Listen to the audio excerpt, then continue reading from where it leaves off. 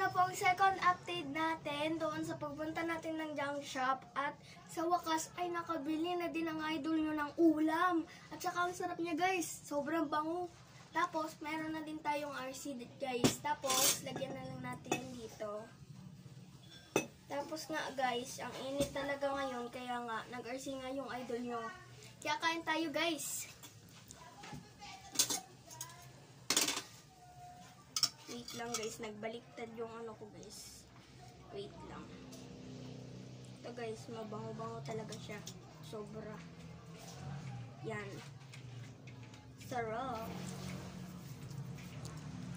So nga guys, habang tayo kumakain, ay magkukwento ako kung ano pang ibang nangyari doon sa junk shop. Okay guys. Wait lang.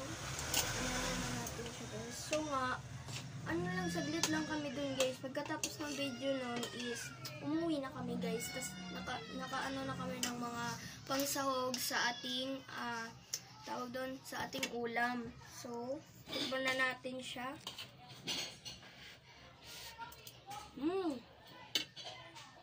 Well.